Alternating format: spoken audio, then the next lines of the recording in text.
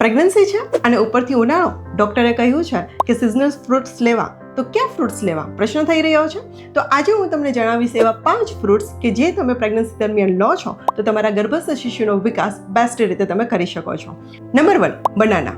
કેળામાં potassium અને folic acid ભરપૂર માત્રામાં હોય છે, જે બાળકના બ્રેન ડેવલપમેન્ટ માટે ઉપયોગી છે અને સાથે સાથે એ તમારી પાચન શક્તિને પણ સુધારશે. નંબર 2, મોસંબી કે સંતરા જેવા જ્યુસી ફ્રૂટ્સ, જે વિટામિન સી થી ભરપૂર હોય છે, જે તમારા આયર્ન અબ્ઝોર્પ્શન માટે પણ મદદરૂપ બનશે અને સાથે સાથે ઇમ્યુનિટી પણ મજબૂત બનાવવામાં મદદરૂપ બનશે. નંબર 3, દાડમ.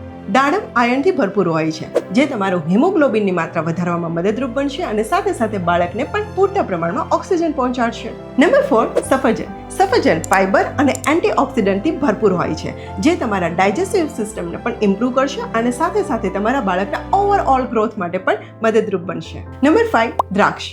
દ્રાક્ષ વિટામિન સી થી ભરપૂર છે અને સાથે સાથે એન્ટીઓક્સિડન્ટ અને ફાઇબર પણ છે, કે જે તમારા શરીરને ઠંડક અને હાઇડ્રેશન આપશે. તો ફ્રેન્ડ્સ, આ 5 ફ્રૂટ્સ જરૂરથી લેવા. અને ખાસ કરીને તમને એ પણ પ્રશ્ન થતો હશે કે આ ફ્રૂટ્સ લેવા તો ક્યારે લેવા? તો ફ્રેન્ડ્સ, સવારના સમયમાં અથવા તો 5 વાગ્યાના પહેલાં આ ફ્રૂટ્સનું સેવન કરી લેવું. અને જ્યારે પણ જે ફ્રૂટ્સ લો છો તો સમાન ગ્રુપના ફ્રૂટ્સ લેવા.